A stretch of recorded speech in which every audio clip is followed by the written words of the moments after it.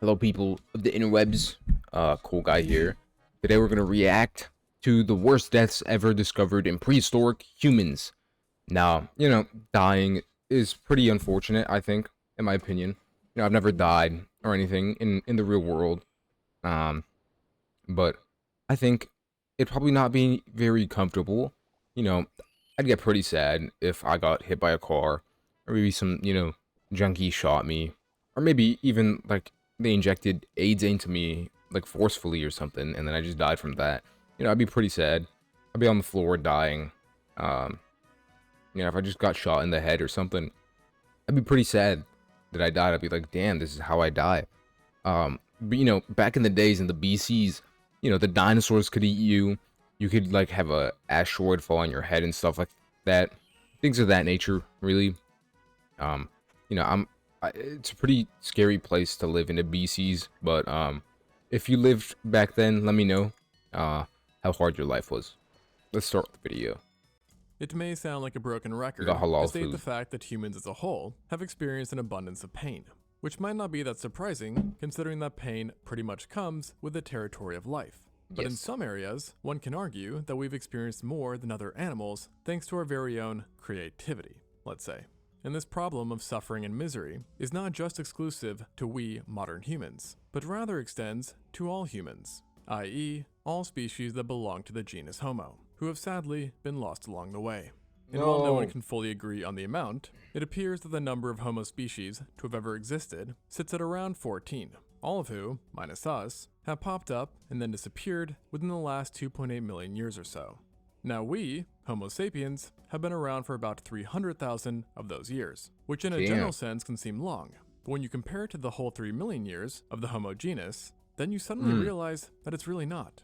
And when you think about just how long And the 3 Homo million years erectus was is, like you can start to imagine a million how much of that, different right? the world of our ancient ancestors and cousins was compared to ours, which in turn means different experiences, different pains, and different deaths, some of which can literally not be recreated today. And not just because what killed them no longer exists, but sometimes because they involve unbreakable achievements, as Like seen what? with this first specimen, who is for now the oldest known murder victim ever. This skull may No! look a bit like yours or mine, but it isn't, as it doesn't belong to a sapien, but rather a Homo heidelbergensis, a species or subspecies of archaic humans that existed during the Middle Pleistocene. And if it wasn't obvious, this particular individual has, or had, a major problem, and actually two, those being the giant holes in their head. It was clear to researchers who found this unfortunate I thought that I had problems, like maybe in class, math class, and I don't understand what the professor is talking about. I think, in my opinion, having a hole in your head, it seems like a pretty big problem. I don't know how much of a bigger problem you can really get than having a hole in your skull, but I'm not sure. Let me know. fellow in a Spanish cave that the holes were what had killed them, and would have done so pretty quickly, causing a catastrophic head and brain injury. The only question is, though, what caused them?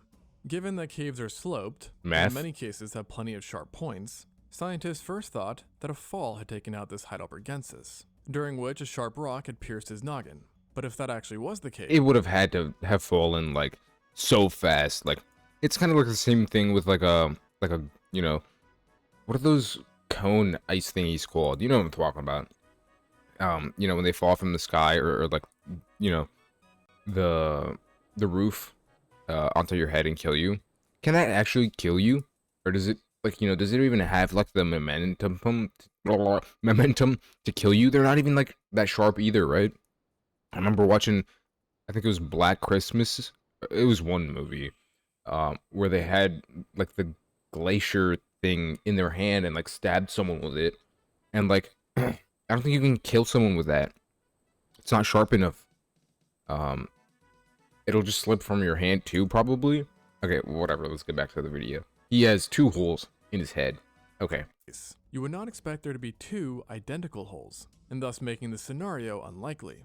The next assumption was that it might have been an animal, but the problem with that is that there's no animal in Spain during the time that made anything remotely similar to such injuries. Which then led to the last hypothesis, as there was one thing that it did resemble quite a bit, something that the anthropologists are all too familiar with, and that's injuries from human tools.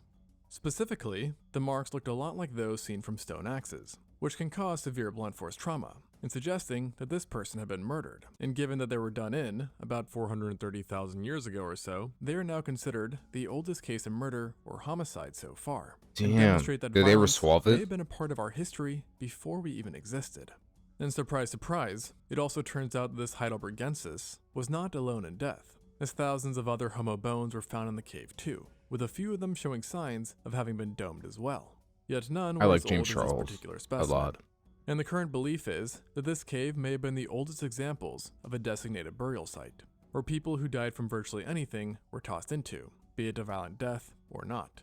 And in the case of our poor friend, this early violence could have been the result of a fight over resources or territory, resulting in him having been offed in the end. So overall, not a great way to go, but arguably much better than what happened to this guy, who was dubbed OH7. Now, OH7 was not a Heidelbergensis, but rather a Homo habilis, one of the oldest human species which lived in South and East Africa. And in addition to being one of the oldest, they were also one of the smallest humans ever, with individuals only being around 4 feet or 1.2 meters tall, resulting in them being very, very fragile and making life challenging for them from the get-go. But in the case of OH7, life, or rather death, wasn't just challenging, it was downright unfair, and is another case of a death that is no longer possible. And not because he holds any first-time achievements, but instead because he was killed by something or some things which no longer exist. Extinct animals. This individual in life would have lived in an ancient wetland area where a variety of predators thrived. And it seems that one day, while out for a drink, cats are evil, he was bro. attacked by one of the worst things but they're so you could lovely. run into. A crocodile, and a giant one at that. What? And not just any old giant crocodile, but rather the largest true crocodile species to have ever lived. The Crocodylus thorbjornarssoni, a now extinct species which could crack 7.6 meters or 25 feet in length. That's ginormous, over 2 bro. tons. So in other words, a very unfair matchup for our little ancient relative. Based on the remains, it appears that the crocodile had ambushed OH7, who had managed to quickly turn away, but was caught at the last second, as his left leg bore massive puncture marks. There were also parts of his leg that were completely missing, implying that it had been torn clean off in the attack, which in a hot mucky wetland was basically a death sentence, even if you didn't bleed out. And yet, Mother Nature still deemed this not to be punishment enough, as in one of the rarest cases known, it seems that he was then attacked by a second, completely different predator. No! Specifically, a leopard-sized one. Now, this doesn't necessarily mean that it was definitely a leopard that made up the tag team duo, but whatever did attack him, attacked the back of his head, leaving long grooves in his parietal bone, which does align with a leopard's hunting strategy. Dude, I'll be honest. Life was not as fun as I thought it would be back in the day, bro. Like, you got ginormous alligators who are like eating you, and then you run away from it just to be like jumped from the back by a kitty, bro, and it eats your brain, bro. That's insane. That's like horrific, bro. You know, I'm glad I didn't live back in these days. I don't know if YouTube existed back then, but you know, I'd be pretty sad. Or at least a closely related Panthera species. And just if it wasn't clear, OH7 unfortunately died, as both marks on his head and leg showed absolutely no signs of healing. Now, I will say, it is technically possible that he died first from the crocodile attack and then got picked apart by a feline, but because the croc only took one leg, and because the damage from the feline What do I do was for in a this spot quest, that is bruh? associated with predatory behavior, I've just some been think walking it really around was a here. dual attack. And it's hypothesized that after getting attacked by the croc, he may have turned to face it while trying to fight back, leaving his back wide open to a nearby feline, and thus spelling his doom. Oh my god. And for what it's worth, even today, on multiple occasions, crocs and felines have been observed fighting over an animal. However, thankfully, the animals involved today do not include an extinct feline and a massive, never-again-seen-sized crocodile. So this death surely must have sucked. But remember, it's not always the violent demises that are the most painful. I'd be pretty bummed out A, if that happened to me, I think. This is KNMER 1808. What is that? A 1.7 million-year-old Homo erectus from Kenya, who had a troubled history with A. Not the letter, but the vitamin A, which while being an essential vitamin, can be harmful in large amounts. and too much of it is what apparently killed our Homo erectus friend. No way. Over a million. And like, they didn't even know about vitamins or something like that back in the day, did they? Like, I bet they just were like, oh, bro, this is good food and stuff like that. And they just overdose on vitamin A. I've been told too much vitamin A is bad for you. I need some more vitamin A, I think. Years ago. And trust me, that's not a good way to go. Her partial skeleton was first located back in 1974, and scientists immediately noted there was something wrong with it, as her bones showed abnormal growth patterns, namely excess bone turnover, and held evidence of long-term massive bleeding. And yet, there were no clear wounds.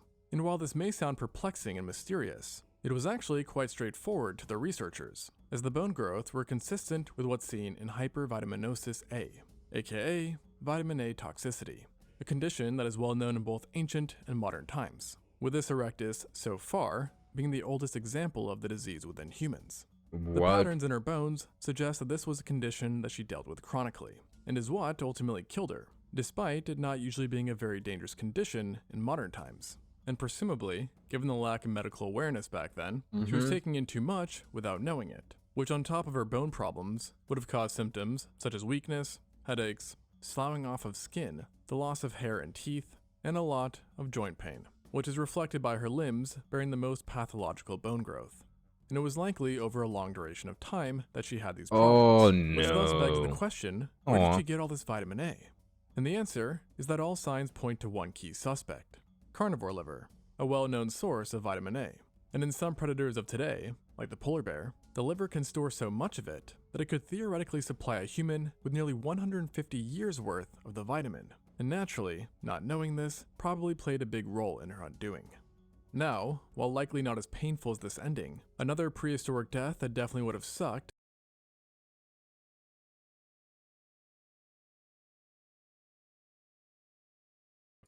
simply going off of how scary it sounds, is what happened to the Tong Childs 2.8 million years ago. In today's day and age, if we find ourselves scared by something outside, it usually results in us frantically looking around us, or if in the water, beneath us, but never really up in the sky. Did that really happen? A long time ago, you might have needed to, as large predatory birds prowled the skies and terrorized the lions of Africa. And we're not afraid to take a stab at birds are kind of scary, human, bro. Or rather hominins, which in this case was a seriously unlucky Australopithecus. And despite this breaking the Homo rule, because again it's Australopithecus, I am including it given the sheer uniqueness of the case, as the Tong child was found with horrific injuries to his face and head, including puncture marks in the bottom eye sockets, while the top of his cranium was deeply scratched. And interestingly enough, such injuries are actually fairly identical to what's seen in monkeys today that have fallen prey to eagles, suggesting that a large bird had sunk its beak and talons into the Tong child's eyes and head, likely killing him rather quickly, or at least hopefully, before he was then hauled off to be consumed. But the story does not end. No way the birds back then were that big to where they could just kill you and like pick you up and just like beat on you like somewhere else and stuff like that. It's too evil, bro. And here, as his death spawned a new mystery. You see, the Tong child is really just a skull, meaning that the body was never found. And what's more is that it was located in a remote part of the Kalahari Desert, in a cave, where no other bones were found, be it human or other animals, and thus leading researchers to ask how the skull ended up here, of all places. And this has led to a second hypothesis regarding the specimen, where in death, it, or rather its skeleton, had been used by its attackers to build a nest, before the head eventually became dislodged and tumbled down, which by sheer coincidence ended up rolling into a nearby cave, where it would then lie for millions of years before being unearthed once more. So, with all this said, I bet you'll never look at birds the same way again. Hell nah. Something you're probably already weary of is water. While necessary to life, it can also cause extreme discomfort, to say the least. And drowning is often ranked as one of the worst ways to go, which is seriously misfortunate, as this might have befell on possibly the entire Homo erectus species, or at least what was left of them. The erectus were one of the most successful human species of all time, and actually the longest lived, having been the first Homo to not only leave Africa, but also colonize Europe and Asia, where in the latter they would make their final stand. And as far as we know, the youngest erectus fossils ever, dating to about 110,000 years ago, came from the island of Java, and strangely enough, all of them perished in a mass death event. To be exact, nearly 100 years ago, a research team on the island stumbled upon a graveyard of over a dozen erectus specimens, who were all adults and were mangled together in one spot. And given the lack of evidence for disease, physical wounds, or old age, it was presumed that they all had died at the same time from one thing. But the question is, what exactly could have done it? At all? Well, like based on one the time, type I of mean? sediment in which they were found, it was Genuine, that's scary, bro. Like, what thing could just wipe out all of those dudes, like, at once, bro? Because the dudes were pretty... What the hell? I just died. What did I die to? What did I die to, bro? Okay, whatever. Maybe that's how they did died. All of them. Feedback. Again. concluded that a flood was possibly a part of the answer, with the belief being that all the bodies had been swept away by floodwaters down to a narrowing river, where they then ended up getting trapped in a logjam, thus forming a kind of carcass jam, I guess, which eventually fossilized. But this does not necessarily mean that they were killed in said flood, but rather they were just swept away by it at some point. Okay. However, for now, it is still believed that a mass drowning was behind the actual deaths. And one more narrowed down idea is the belief that a volcanic eruption in particular was their undoing, as it potentially caused lahar flows, which are cold and hot mixtures of rock and water that run down the slope of a volcano, I know lahar. wreaking havoc and typically overflowing rivers. And we know from modern times that such events can cause widespread local devastation, traveling more than 60 miles, and in some cases, No. tens of thousands of people. And if the volcanic Bro, those dudes are lahar recording. really Are you was the serious? Just perpetrator run in away. killing the last erectus, then it would be one of the only fossils that we know of that truly shows an extinction event in process.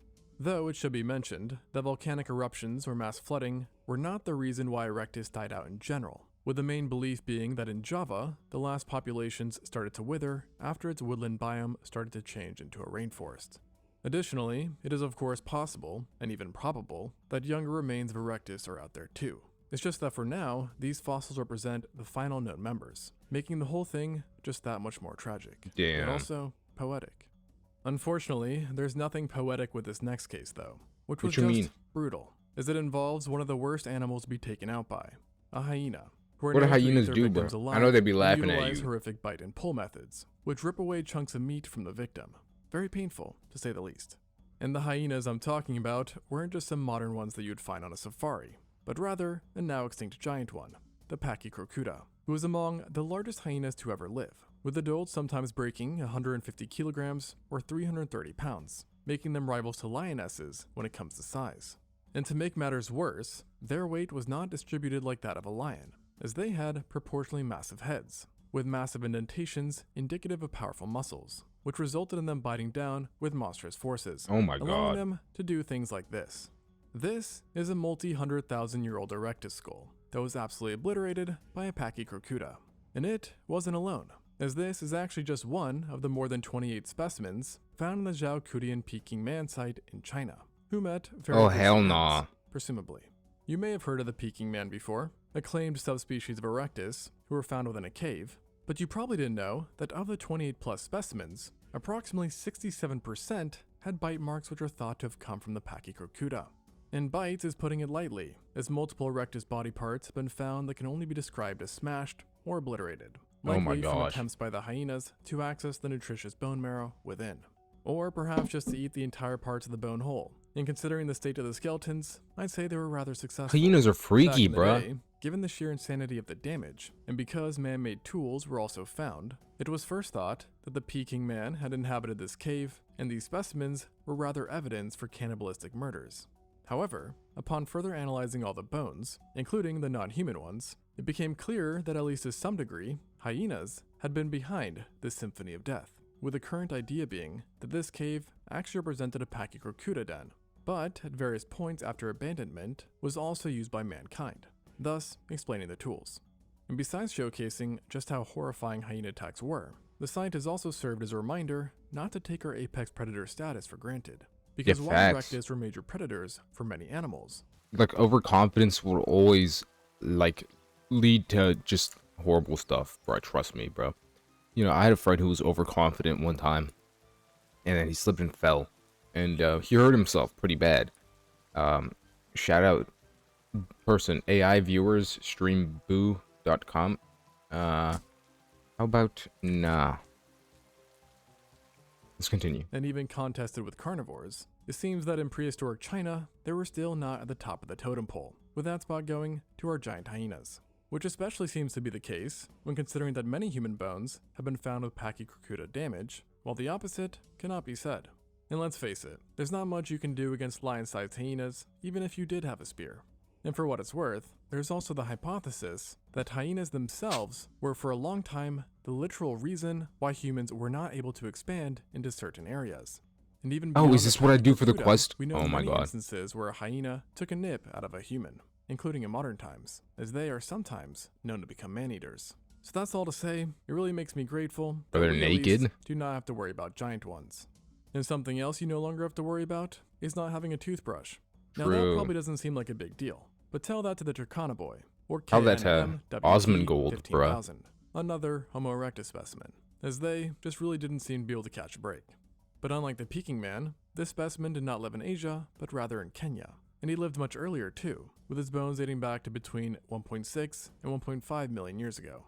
At the time, the erectus had already invented some pretty nifty tools, and might have even had control of fire, or at least partially. Yet, what they did not seem to have unlocked just yet was good dental hygiene. Oh As my the Turkana gosh. boy did not have any major catastrophic wounds, Did they but die instead from- an interesting pathology in his mouth. To be precise, What? he No showed way. signs of having formed a nasty abscess after his milk teeth had fallen out and his molars and premolars had come in awkwardly, resulting in the two teeth colliding and damaging the tissues, which ultimately gave way to infection and an abscess that never healed, highly implying that he died from it, and at a young age, as the fallen teeth Damn. were baby teeth, and it's thought that he succumbed around the age of 8 or 9. And based on what we know about present-day tooth infections, it's thought that septicemia is likely what did him in, a nasty condition that occurs when bacteria or their toxins cause blood poisoning, aka sepsis, which even today is quite challenging to treat, and back then was almost certainly a death sentence, as it was in his case as well. Based on the location of where he was found, it's presumed that at some point during his sickness, he fell face first while traversing swampy land, unable to get No. up due to being already weakened by his ailment, and then ultimately died floating face down in swampy waters. And Oh, sometimes really drowning really is like the worst way to die, you know. That's so unfortunate, bruh. I would hate for that to occur to me.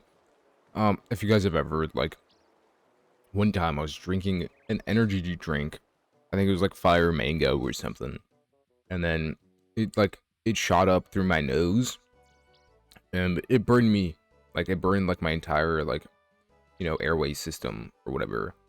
But like for about 2 to 3 seconds, I legitimately felt like I was unable to breathe, like at all. I felt like I was like drowning, I guess. I just physically wasn't able to breathe. And that's like one of the worst feelings to have. I have another example, but that's like, it's too evil. Well, yeah, it's like, bro, just drowning is probably not very comfortable, especially if you're like, bro, you're just weakened, you can't do anything, you're like, oh, you know, you just die, bro, like you're gone. Man, I'm dead. does seem like the universe has it out for certain people, as he couldn't even die in peace, with some researchers believing that No not way. so long after his death, a herd of animals trampled his body to the muddy swamp floor, No enough for him to get way. fossilized. And then meanwhile, sometime later Bro. on, a part of his skeleton would end up getting sandwiched in between volcanic ash from a local eruption, solidifying his No. remains further and creating a tomb that would last for over 1 million years. And according to some researchers, all these woes were not even the end of the list, as once upon a time, it was thought that the Turkana boy suffered from a congenital condition such as dwarfism or scoliosis, as his ribs seemed to be out of place relative to his spine. But over the years, as technology has improved, it has turned out that this may not actually be the case. And during the reanalysis, they made a new discovery, which found that while he might not have suffered from dwarfism or scoliosis, he definitely had suffered from a severely herniated disc that was so out of place that, given the lack of technology back then, might have been a double Grim Reaper, so to speak.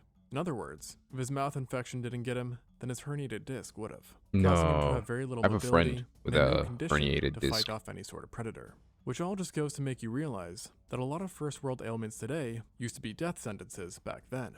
Talk about an eye-opener. Thanks for watching, and until next time, on Extinct Zoo. Now, that was a crazy video, bro. I like, there it is, my bad.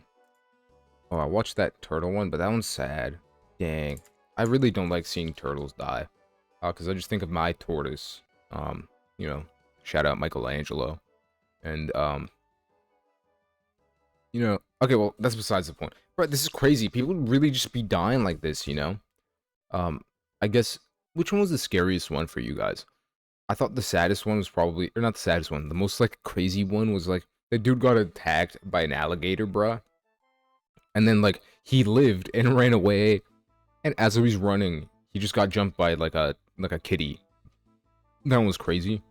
The bird one was insane, too. Just, like, imagine a bird just, like, coming up to you, like, and birds are already like cause crazy damage. You know, if you see an eagle or something trying to get on you, probably dip your head lower than your shoulders, bring your shoulders up like that, so it lands on your shoulders. Because if it lands on your head, its talons will rip your scalp. Like, you won't die, but like it'll just hurt a lot. You know, that's free game for not getting hurt by a bird. But I guess back then they were like giants, so they just like hit you in the head with their beaks and then just like carry you away, bro. That one was crazy. I'm scared of birds now. I can't see them the same ever again. People of the interwebs, cool guy out.